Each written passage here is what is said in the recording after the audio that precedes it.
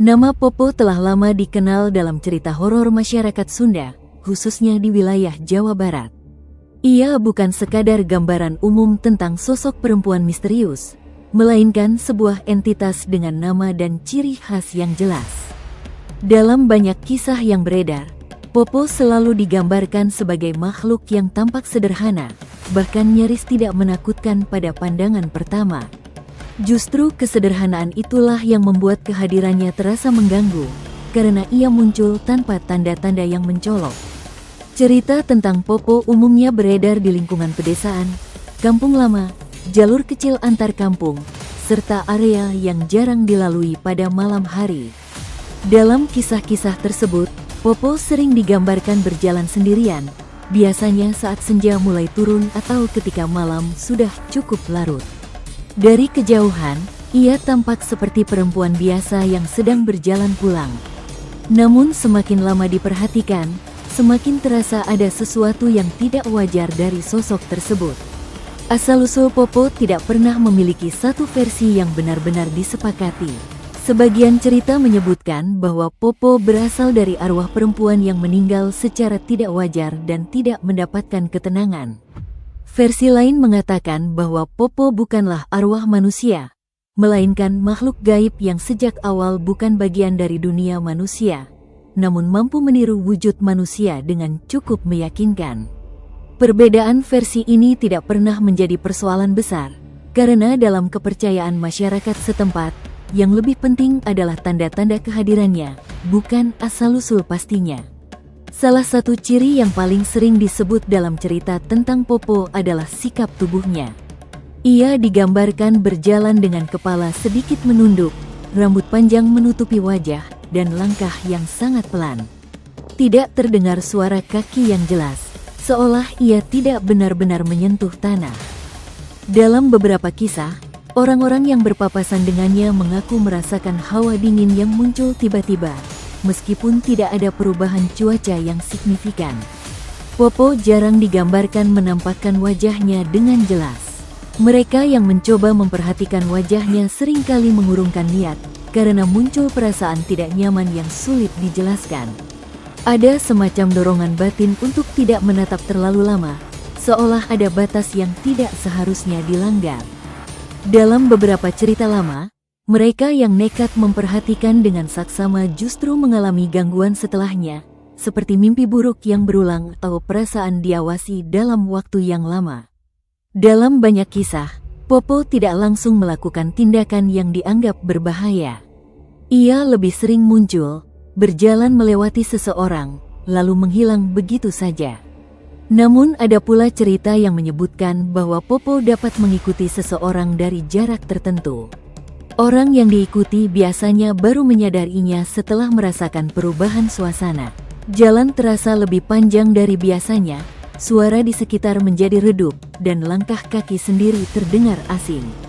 Ketika berhenti dan menoleh, tidak ada apapun di belakang, tetapi rasa tidak nyaman itu tidak hilang.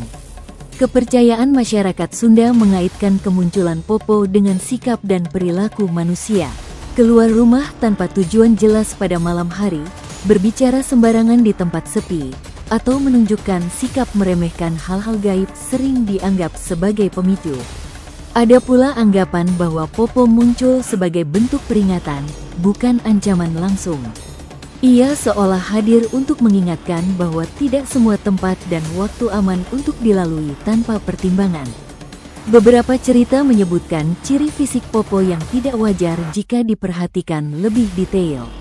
Bayangannya terkadang tidak sesuai dengan arah cahaya, atau tampak lebih panjang dari seharusnya. Dalam kondisi tertentu, kakinya digambarkan tidak menyentuh tanah sepenuhnya. Namun detail-detail ini jarang disadari saat pertemuan pertama.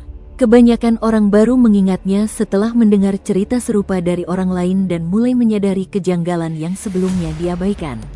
Popo sering dikaitkan dengan tempat-tempat yang berada di batas antara pemukiman dan alam terbuka, seperti tepi kebun, ladang, atau jalan kecil di pinggir hutan.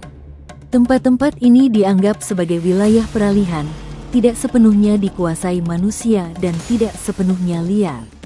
Dalam konteks ini, Popo menjadi simbol dari ketidakpastian, muncul di ruang-ruang yang berada di antara terang dan gelap, ramai dan sunyi. Yang membedakan Popo dari banyak entitas horor lain adalah sifat terornya yang halus dan perlahan. Ia tidak muncul dengan cara mengejutkan atau agresif dalam kebanyakan cerita. Terornya justru muncul dari keraguan.